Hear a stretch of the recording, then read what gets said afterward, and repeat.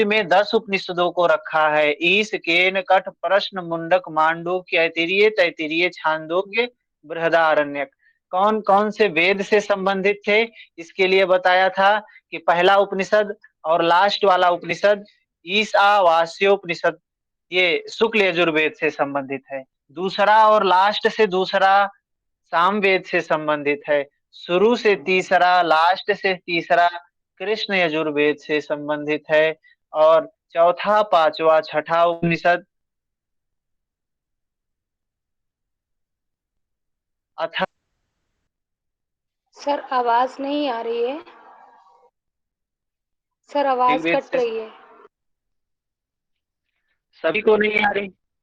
सबको कट रही है? हाँ सर सब हमको भी कट रही है। तो कट रही है। हम्म,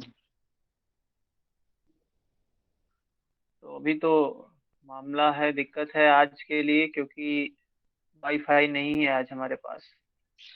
तो अभी ठीक है, ऐसे ही थोड़ा थोड़ा कटेगा कभी कभी। हाँ सर काम भर का आ जा रहा है, थोड़ा आगे पीछे ग्लिच हो रहा है पर आ जा रहा है। ठीक है, थोड़ा धीमे बोलेंगे, समझने का प्रयास करेंगे। तो ये 10 उपनिषद है। 10 का हमने नाम याद किया था, कैसे याद करना है इसके लिए बताया था। पहला उपनिषद ईशावास्य उपनिषद है, जिसके बारे में हमने अच्छे से, ईशावास्य उपनिषद पहला उपनिषद है, प्रथम उपनिषद है ईशावास्य उपनिषद। दूसरा है केन उपनिषद। ये केन क्या है? इस उपनिषद की शुरुआत ही होती है केन। इस केन शब्द से इसकी शुरुआत ही होती है। इस उपनिषद का जो प्रारंभ है ना, वो केने सितम एक श्लोक से होता है, जिसको बोलते हैं ओम केनेसितं पतति प्रेषितं मनः केन प्राणः प्रथमा प्रैक्ति युक्तः। क्या है केनेसितं? अर्थात कि किसके द्वारा, किसने, किसके द्वारा, किसने यह प्रेरित, किसके द्वारा यह प्रेरित किया हुआ जो मैं बोल रहा हूं, यह वाणी जिससे निकल रही है वो किससे प्रेरित है? ये जो मैं कान से सुन रहा हूं, यह जो सुनने की शक्ति दिया है किसने दिया है? जो ये देख रहा हूं आप, ये देखने की शक्ति किसने दिया है? ये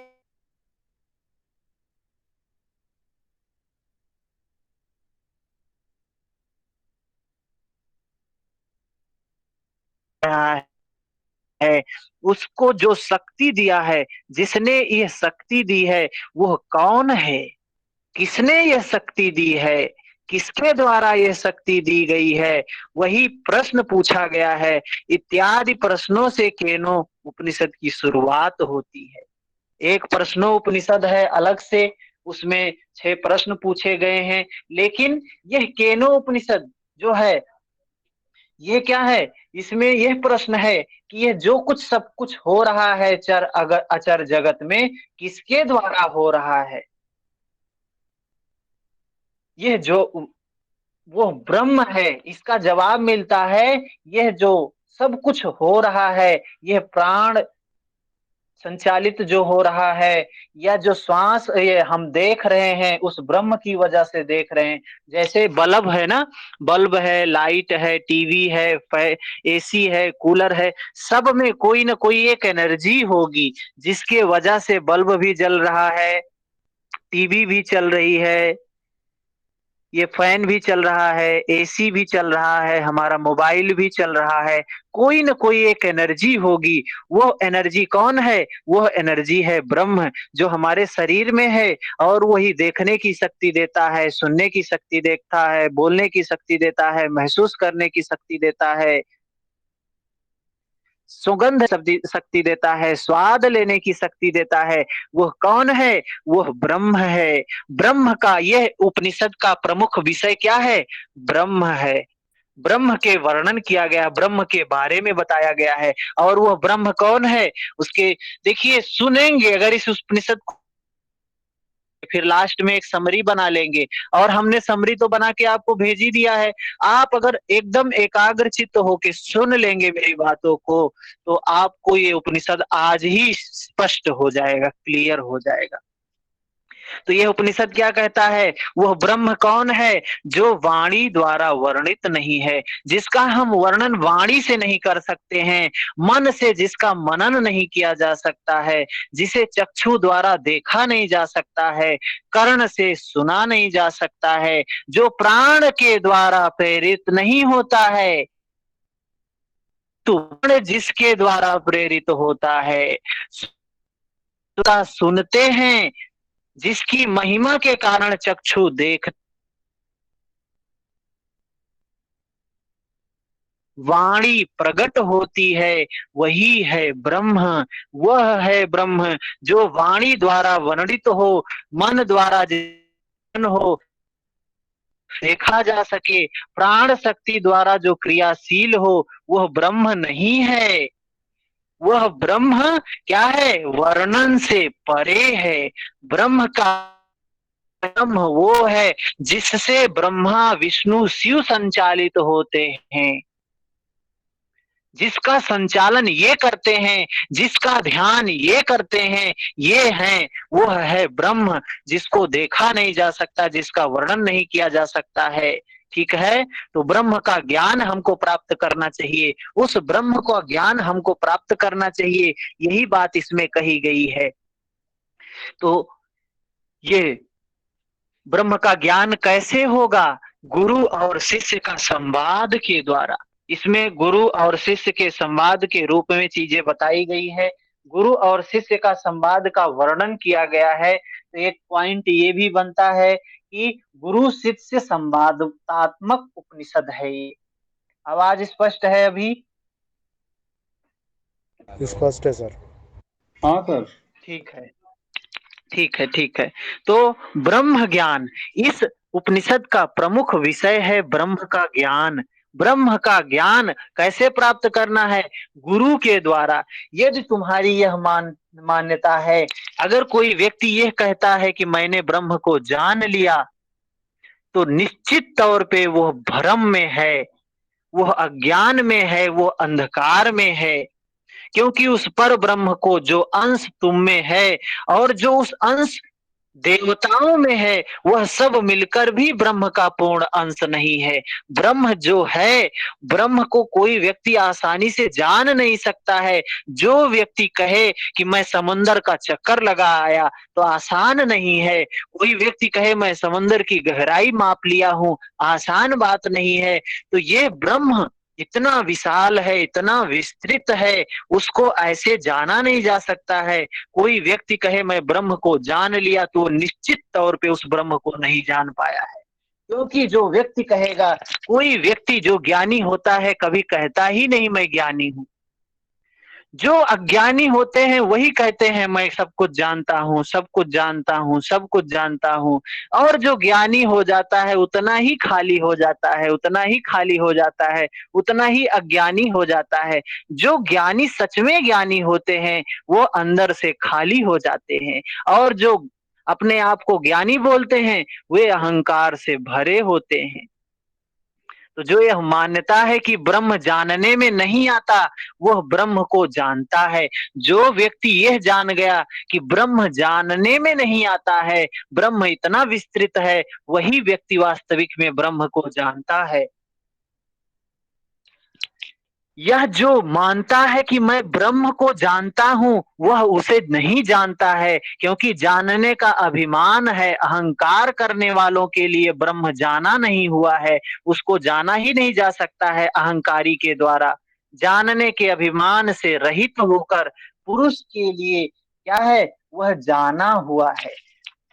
जो व्यक्ति जिसका अहंकार नष्ट हो जाएगा, वही व्यक्ति ब्रह्म को जान सकता है। जिसमें तपातप का अभिमान, जिसमें ज्ञाता कापन का अभिमान हो, जिसमें अहंकार का अभाव हो, अभिमान ना हो, विनयशील हो, उसके द्वारा ही ब्रह्म को जाना जा सकता है।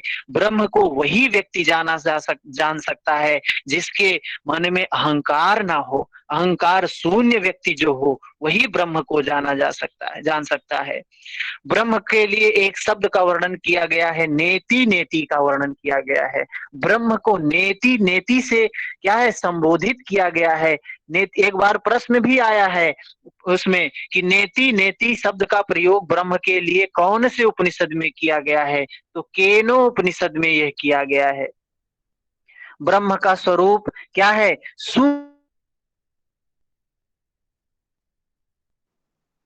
सर आवाज काफी लंबा चला गया। सूक्ष्म से सूक्ष्म है। सर आवाज हरिओम। कट रही है बराबर। अभी भी कट रही है इस समय? आ रही है, अभी आ रही है। सर आपने पिछला जो हाँ, समझाया वो उसमें पूरे में बात नहीं थी। हाँ वो नीति वाली। नहीं समझ। अच्छा, नेति, हाँ नेति ही बोल रहे हैं अभी। ब्रह्म का वर्णन जो है नेति नेति से किया गया है। यहाँ नेति नेति का मतलब क्या है? ब्रह्म का जो स्वरूप है सूक्ष्माति सूक्ष्म, सूक्ष्म से सूक्ष्म, व्यापक से व्यापक, मतलब ब्रह्म इस संपूर्ण जगत में व्याप्त है। कण कण में ब्रह्म है, कण कण ब्रह्म में है, सब कुछ ब्रह्म ही है। यह जगत पूरा ब्रह्ममय है जो सभी चर अचर जगत में विद्यमान है। ब्रह्म सब जगह व्याप्त है, तभी तो कहा गया हम ब्रह्मास्मि तत्त्वमसि। सब कुछ ब्रह्म है इस जगत में, संपूर्ण रूप से सब जगह ब्रह्म ही ब्रह्म है। उस ब्रह्म का अंश व्यक्ति है, मनुष्य भी उसी ब्रह्म का अंश है। देवताओं में भी वही ब्रह्म है, जो मिलकर क्या है, भी ब्रह्म का कुछ अंश ही है। यह देवता, मनुष्य, पृथ्वी सब कुछ मिलने के बाद ब्रह्म का एक छोटा सा अंश होता है।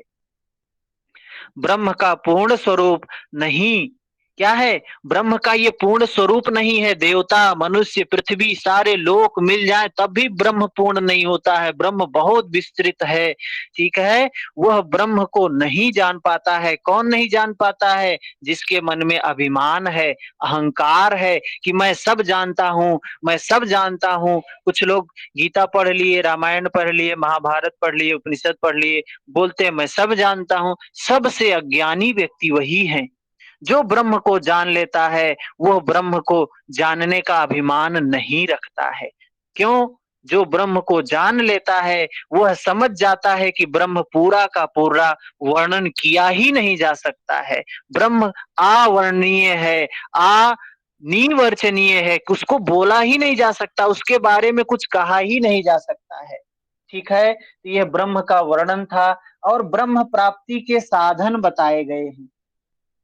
ब्रह्म का जिसको आधार कहा है, ब्रह्म कैसे प्राप्त होगा, तो तीन बातें हैं, तप, दम, कर्म। ब्रह्म प्राप्ति का साधन है तप, दम, कर्म। इससे ब्रह्म को प्राप्त किया जा सकता है। ब्रह्म प्राप्ति का साधन है तप, दम, कर्म, तीन चीज। ठीक है। तप का मतलब क्या है? उस ईश्वर के लिए, ईश्वरीय मार्ग में ईश्वर प्राप्ति के लिए तप करना, साधना करना, इंद्रियों का दमन करना और कर्म योग करना, निष्काम कर्म करना। ये तप, दम, कर्म, ये तीनों चीजें क्या हैं? यह ब्रह्म प्राप्ति के साधन हैं। ठीक है। और यह ज्ञान, ब्रह्म का ज्ञान कैसे प्राप्त हो सकता है? गुरु के द्वारा। गुरु से ये चीजें हम सीख सकते हैं कि कैसे ब्रह्म को प्राप्त कर सकते हैं। और सत्य का अनुभव क्या है? सत्य ही ब्रह्म है, ब्रह्म का अनुभव ही सत्य है, सत्य ही ब्रह्म है। तो ब्रह्म का ज्ञान ही सत्य का अनुभव है। जो व्यक्ति सत्य का ज्ञान कर ले वो ब्रह्म का ज्ञान कर लेगा। जो व्यक्ति ब्रह्म का ज्ञान कर लेगा वो सत्य का ज्ञान कर लेगा। ब्रह्म ही सत्य है, शाश्वत है, सनातन है, वह क्या है? नित्य है, शाश्वत है, कूटस्थ है और वो सत्य है। सत्य, सत्य ही ईश्वर है, परमेश्वर है। तो सत्य का ही ज्ञान करना चाहिए। इसीलिए कहा गया है सत्यम, सत्य बोलना चाहिए। सत्य प्रतिष्ठायाम क्रिया फलाश्रयत्वम, वो ईश्वर सत्य है। यदि सत्य बोलोगे तो जो कुछ भी बोलोगे वो हो जाएगा। ठीक है। ब्रह्म का निवास स्थान है सत्य में, सत्य में ब्रह्म निवास करता है।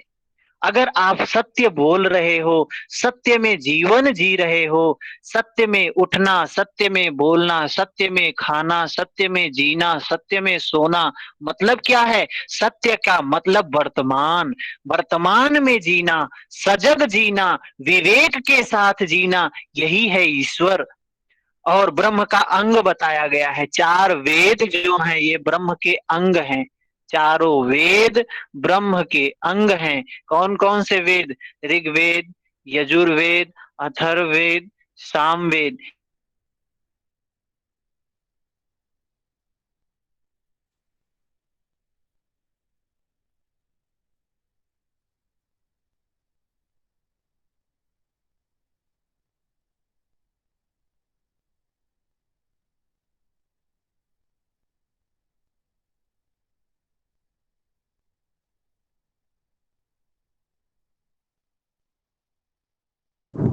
आता है यक्ष और देवता का उपाख्यान। आवाज नहीं आई ये सर बीच कहानी में। टाइप का है।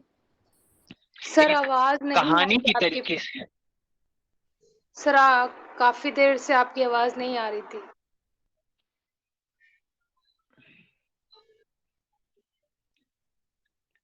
नहीं आ रही है तो फिर जी नहीं चल अभी आ रही पाएगा है आज सर। का वो क्लास पिछला, फिर। सर पिछला जो हम्म। आपने समझाया वो नहीं आया। हाँ, फिर से बोल देते। ठीक है, टेक्स्ट मैसेज करेंगे तो थोड़ा सा हम फिर से रिपीट कर दिया करेंगे। तो क्या है कि ये जो ब्रह्म है, सत्य ही ब्रह्म है और ब्रह्म का सत्य में निवास है। अगर हम सत्य में जीवन को जी रहे हैं तो ब्रह्म में जीवन को जी रहे हैं। यही है ब्रह्मचर्या, सत्य का पालन करना, सत्य में जीवन को जीना। मतलब क्या है? सत्य क्या है? यह वर्तमान ही सत्य है। भूत तो चला गया, भविष्य तो आने वाला है, तो वर्तमान क्या है? सत्य है। यह क्षण की जो सच्चाई है वही सत्य है, वही ईश्वर है। उसमें हमको जीवन को जीना चाहिए। ब्रह्म का निवास है सत्य, मतलब ब्रह्म का निवास क्या है? वर्तमान। यह वर्तमान ही सत्य है। और ब्रह्म का अंग क्या है? चार वेद ब्रह्म के अंग हैं। और ब्रह्म का आधार बताया क्या है? ब्रह्म प्राप्ति का उपाय क्या है? तीन उपाय हैं, तप, दम, कर्म। ये तप, दम, कर्म ये ब्रह्म प्राप्ति के उपाय हैं। ठीक है। यक्ष उपाख्यान आता है। यक्ष उपाख्यान क्या है? इस एक बार की घटना है, कहानी है। कभी कभी प्रश्न पूछ लेते हैं, देवताओं और यक्ष का उपाख्यान का वर्णन कौन से उपनिषद में किया गया है? तो यक्ष का उपाख्यान केनो उपनिषद में किया गया है। होता क्या है कि एक बार देवताओं ने असुरों पर विजय प्राप्त की। देवताओं और असुरों में युद्ध होता है, तो देवताओं को उसमें विजय प्राप्त हो जाती है। तो देवताओं को उस विजय का अभिमान हो जाता है, अहंकार हो जाता है। वे इसी अपने उस वे क्या करते हैं? इसको अपनी महिमा समझने लगते हैं, अपनी महिमा का प्रभाव समझने लगते हैं। वे समझते हैं मैं बहुत शक्तिशाली हूँ। तो ब्रह्म ने देवों के अहंकार को जान लिया। ब्रह्म को उनके अहंकार का पता चल जाता है। फिर उनके अहंकार को मिटाने के लिए यक्ष के रूप में उनके सामने जाकर प्रकट हो जाते हैं। ये एक बार प्रश्न आया है कि यक्ष कौन है? तो यक्ष ब्रह्म है। ब्रह्म यक्ष के रूप में उनके सामने जाते हैं। तब देवताओं में जिज्ञासा हुई कि यह यक्ष कौन है। अग्निदेव पहले उनके पास जाते हैं और अग्निदेव पूछते हैं आप कौन हैं?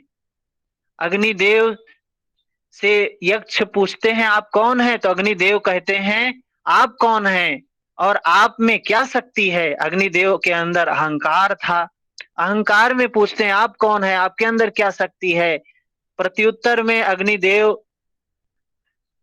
वो उनसे पूछते हैं आपके अंदर क्या शक्ति है? तो अग्निदेव कहते हैं मैं अग्नि हूँ, मुझे जात वेदा कहते हैं और मैं जिसको चाहूं उसको जला के राख कर दूं, मैं किसी को भी भस्म कर सकता हूँ। अहंकार में अग्निदेव ने बोला। तो यक्ष ने अग्निदेव के सामने एक तिनका रखा छोटा सा, उन्होंने उसे भस्म करने को कहा, परंतु अपनी अग्निदेव ने पूरी ताकत लगाने के बावजूद उस तिनके को भस्म नहीं कर पाए। वे पुनः देवताओं के पास लौट गए और उन्होंने उनसे कहा कि मैं उस यक्ष को नहीं जान पाया। तो वायुदेव जाते हैं, देवताओं ने वायुदेव को भेजा। वायुदेव जाके पूछते हैं आप कौन हैं और आप में क्या शक्ति है? वायुदेव से फिर वो पूछते हैं आप में क्या शक्ति है?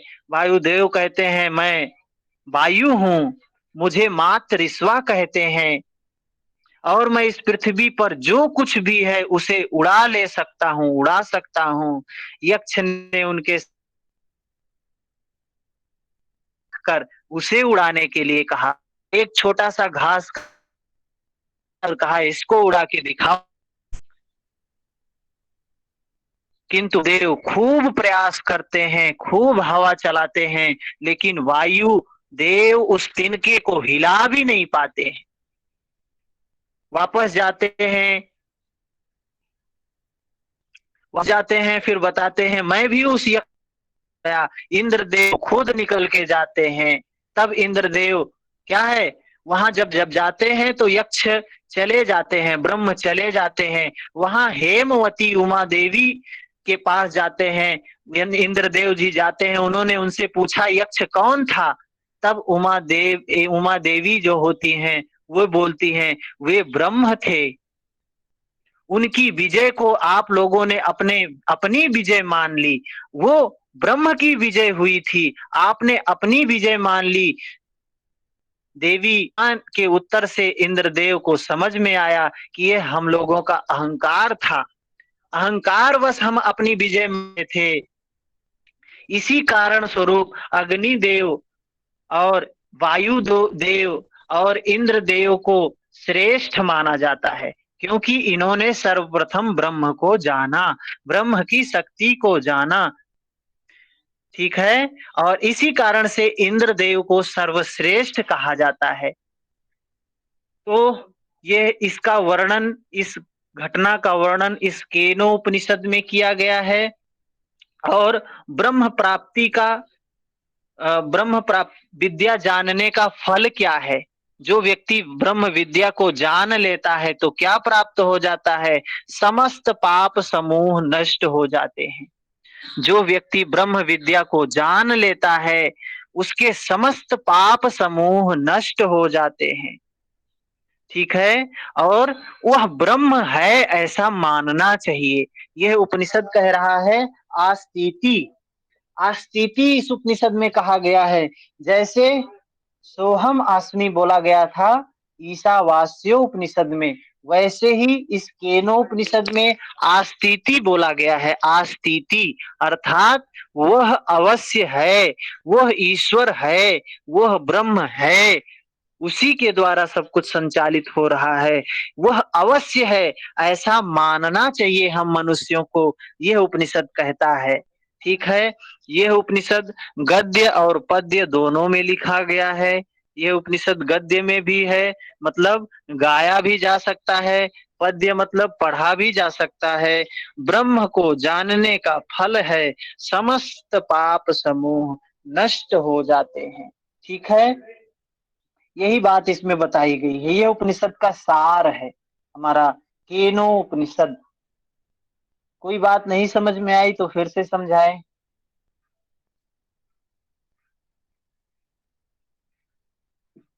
ब्रह्म प्राप्ति के उपाय एक बार फिर से बता दीजिए सर।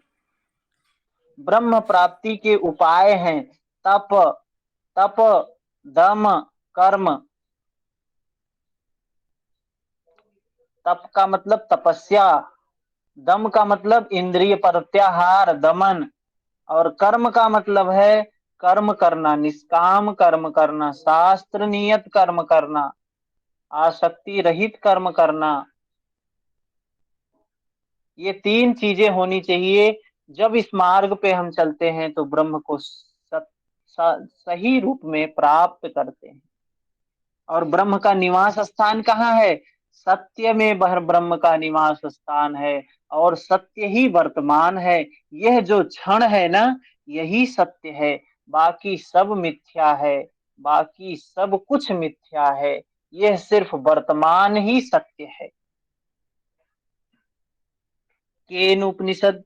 इतना ही पॉइंट अगर हमको बात समझ में आ गई, इस उपनिषद की सिर्फ इतनी सी बात समझ में आ गई, तो यह उपनिषद से कोई भी प्रश्न आपका छूट नहीं सकता है। ठीक है।